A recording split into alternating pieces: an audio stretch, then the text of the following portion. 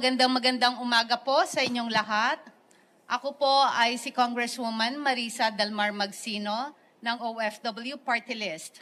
Tayo pong ngayong araw na ito ay naghahain po tayo ng kandidatura ng OFW Party List para po sa 2025 elections dahil gusto ko pong ipagpatuloy ang nasimulan na po ng OFW Party List, ang tunay at tapat na serbisyo para sa ating mga OFWs, overseas Filipinos, seafarers at kani-kanila pong pamilya. Hitik po ang ating unang termino. Tuloy-tuloy lamang po ang serbisyo. Tayo po'y pinagkatiwalaan ng libo-libo, daang-daan nating mga kapwa Pilipino na naihalal na bilang nag-iisang representative ng OFW sector sa 19th Congress. At dahil po dito, tayo po ay taus-puso at buong tunay na serbisyo ang isinukli po natin sa ating mga OFWs at sa kani-kanilang pamilya at sa lahat po ng Pilipino sa buong mundo saan man po sila naroroon. Tuloy-tuloy lang po ang serbisyo dahil para sa OFW Party List, OFWs, kayo po ang bida.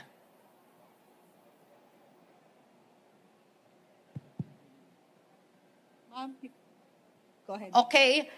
Unang-una po, gusto ko pong sabihin na hindi, modesty aside po, bilang isang first-termer sa Kongreso, nag-iisang lone representative na isang babae sa OFW sector, and the lone representative ng Kongreso na 19th Congress, gusto ko pong ipagmayabang sa inyo with all modesty, ang ating landmark na batas, ang ating principally authored na Magna Carta for Filipino Seafarers. Nagpapasalamat po tayo sa ating mahal na Pangulo, President Ferdinand Bongbong Marcos, at sa ating House Leadership, Speaker Martin Romualdez, sa pagtulong ng ating mga colleagues sa ating pong landmark law. Okay, maraming salamat po, Madam.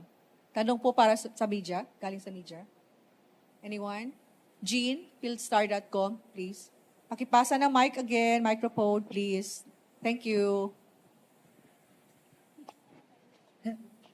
Good morning po.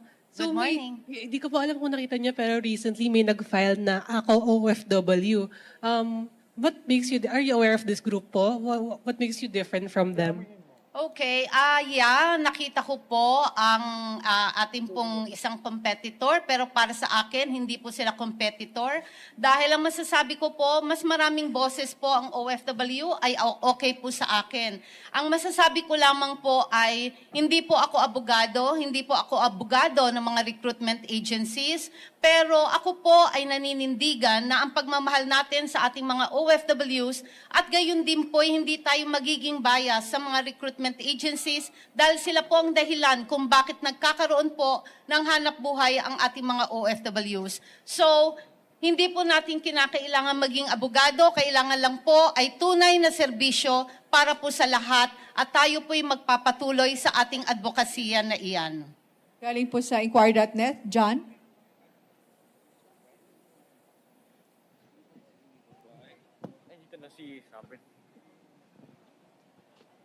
Hi ma'am, good morning. Good morning. May nabanggit kayo ma'am na about doon sa abogado ng mga illegal ng mga recruitment agency. Are you pertaining ma'am doon sa ako OFW? Kasi parang medyo may pagkiling sila doon ma'am, ganun po ba 'yon? Well, lahat naman po, alam naman po natin na yung kanilang first nominee ay abogado po ng mga recruitment agency.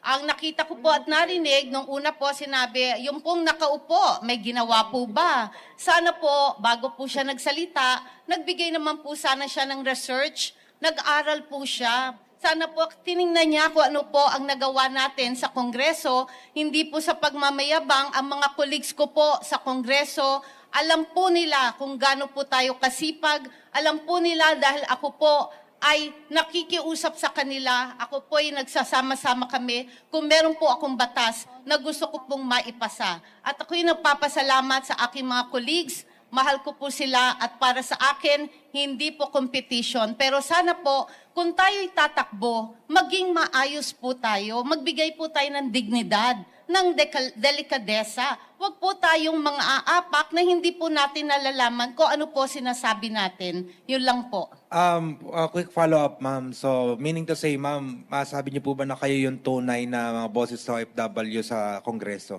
Sa tingin ko po, ay napatunayan ko po yan dahil ang OFW party list po ay nanindigan na, lumaban na po sa mga OFW for the past 20 years.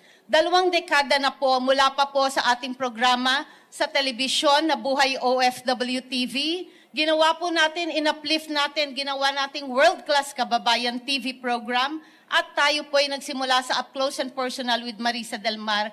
Minahal ko na po sila 20 years ago at yan po ang magsasabi na tinayo ko po ang ating Buhay OFW Foundation 20 years ago, kaya sila po ang nanindigan nung tayo po'y lumaban nung 2022 during the pandemic. Sila po ang nagsabing, ma'am, kami po yung napaoperahan nyo, kami po yung ginagawa ko po ngayon on a bigger scale, ginawa ko na po ito 20 years ago at kaya po mahal ko po sila dahil sila po'y nanindigan na sasamahan po ako dahil sila po ang nagbuyo sa akin, nag-encourage at niyakap ko naman po na tumakbo po sa OFW party list. Thank you Nico po. Bagsik, Teleradio. Nico? Good morning po, ma'am. Na-mention morning. niyo po yung Magna Carta for Seafarers po. Marami pong grupo na hindi po sang-ayon doon sa Article 59 po nito, yung pagbibigay ng bond or yung piyansa po ng mga seafarers po or marino po mismo sa kanilang bulsa po instead of doon po sa mga kanilang kumpanya.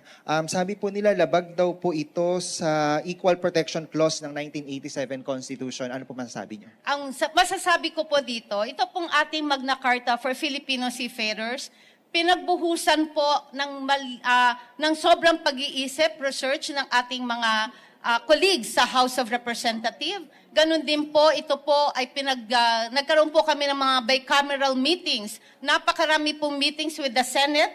At tayo naman po yung nagsasabi nitong tungkol po sa bond, nagkaroon na po, sana po pag-aralan nila na ito po ay nilutas na po natin. Ang ginawa po natin, ang bond po, ang action fund po ng Department of Migrant Workers, ang mangangalaga at sila po ang magfa-fund either partially or in full ng bond na ito. Dahil ito po ay talagang binigay po ng lower house, ng upper house para po makatulong po sa ating mga sa ating pong mga seafarers, hindi po para magpabigat sa kanila. Ginawa po ito para ipagtanggol sila to protect their rights and their welfare dahil ngayon po nakaraan hindi po alam kung saan sila hihingi ng tulong. Hindi alam, basta na lang iuuwi sila na nasa kabaong na. Ito po ang proteksyon para sa kanilang pamilya at para sa kanila, para po masabing tunay silang mga bayani. So ma'am, to clarify lang po, hindi na po sa bulsa nitong mga marino po makukuha, kundi doon na sa Action Fund ng DMW? Hindi na po. Dahil pag nalaman po na hindi po kaya ng marino, nandyan po ang Action Fund na binigay po ng funds ng Kongreso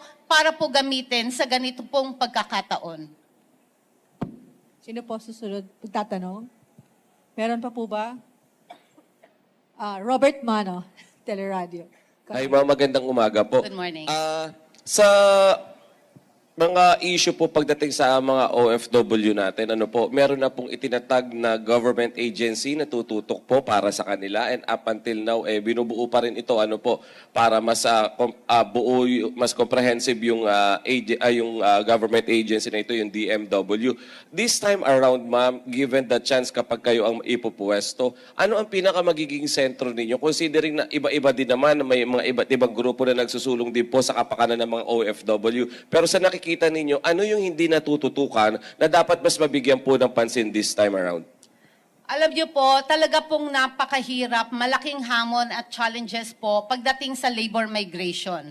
Tayo po ay nagpapasalamat, tapos na po ang transition period ng Department of Migrant Workers. Nagkaroon po tayo ng pakikipag-ugnayan at masusong coordination, close coordination sa kanila upang mabantayan po natin ang pangangailangan ng ating mga OFWs, lalo na po sa mga bansang nagkakaroon ng mga chaos or mga kaguluhan. Tayo po ay hindi tumitigil 24/7 po at tayo po ay gumawa rin po ng isang OFW app to be launched very soon. Fina-finalize po natin to. Ito po ay project ng OFW Party List at nagkuha po tayo ng technical assistance sa DICT at makakapartner po natin dito ang OWA at ang DMW.